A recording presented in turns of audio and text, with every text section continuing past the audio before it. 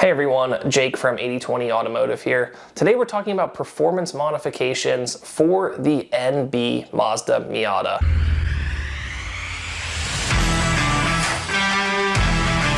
The NB Mazda Miata was used from 1999 through 2005, but it is important from a performance standpoint to split it into two different generations. The NB1 from 1999 through 2000, which uses the BP5A engine, and from 2001 through 2005, we have the BP-Z3 engine. Now this is important to understand because the NB1s have what's called the VIX intake manifold system, and the NB2s have a very different exhaust manifold that is important to understand because the exhaust manifold actually is very similar to a set of aftermarket headers. So that's just a slight difference between the NB1 and the NB2 from a mod standpoint. But this is a 1.8 liter naturally aspirated Miata, and so power gains are not really the main central topic from a performance standpoint. A lot of times these cars respond best to suspension and handling upgrades, and so we're going to start the conversation off there. So first on my list of modifications is coilovers.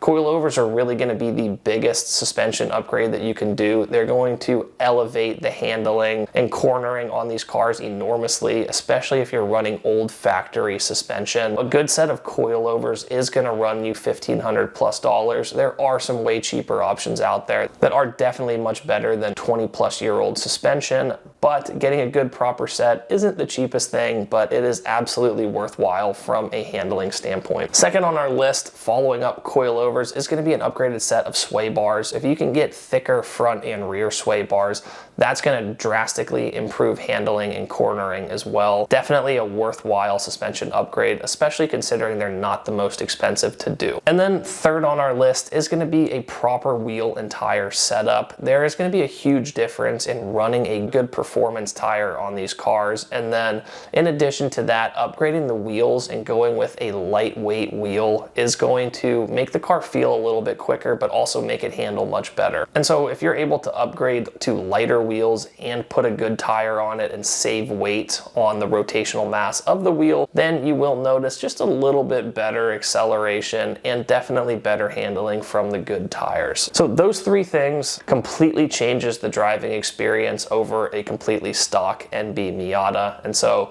those are three things that I definitely recommend doing. And honestly, I recommend doing those first before doing power modifications, just because I think you're going to see a better driving experience from suspension versus doing the power modifications. Now, if you can afford to do all of them at once, great. Adding power where we can goes a long way on these engines just because they start with so few to begin with. But suspension, cornering, handling is really where these cars shine. So with that being said, let's go ahead and talk about power modifications. Without getting into forced induction, we are relatively limited from a power standpoint. We're probably looking at maxing out in the 130 to maybe 145 wheel horsepower range, depending on the modifications you do and the condition of your engine to begin with. So when it comes to basic bolt-on mods to get, that extra 20 or so wheel horsepower gains, we're looking first at the best modification being an exhaust system. And when I say an exhaust system, headers are where the biggest gains are going to come from, but the NB2s do not need headers to the same degree that the NB1s do.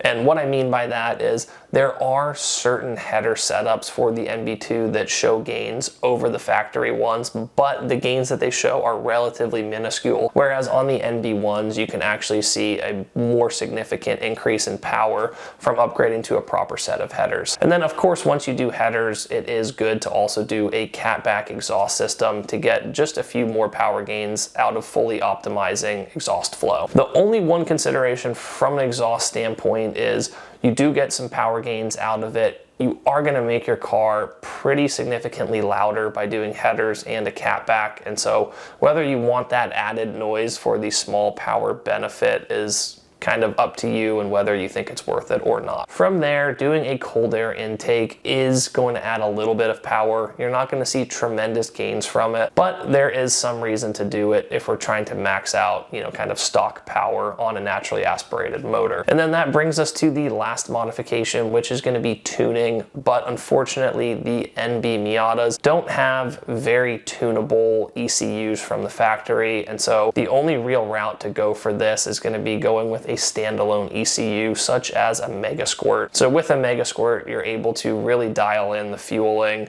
and, you know, get extra benefits out of your exhaust and out of your intake. Doing tuning with the exhaust setup and with an intake setup is what's going to get you those, you know, 20 to 30 wheel horsepower gains over stock. And so that's about the only modifications that I would say are generally worthwhile to do. But again, just adding 20 to 30 wheel horsepower on these cars will go a really long way because they have such little power from the factory. Adding numbers like that, we are talking about adding 20 to 30% more horsepower. And so you do feel it and you will notice it. You just don't quite get, you know, the big power gains that you might be looking for unless you start going down that forced induction route. And once you decide to go forced induction, you no longer need your headers. You're going to need a different exhaust setup. You're going to need a different intake. And so to some degree, going and spending money on those basic bolt-on modifications, if you're then going to turbocharge it, is just a little bit of a waste. And so it kind of makes sense, in my opinion, to do the suspension modifications first. Really enjoy how the car handles, how it feels, and the driving experience that you get from that. And then from there, decide, do you want 20 or 30 more horsepower, or are you interested in making this thing actually fast and going and looking into something like turbochargers and things like that? We will save that for a different video. That wraps it up for our guide on performance and basic bolt-on modifications for the NB Miata. If you guys like this video, please click the like button, subscribe to our channel, and stay tuned for all the future Miata content.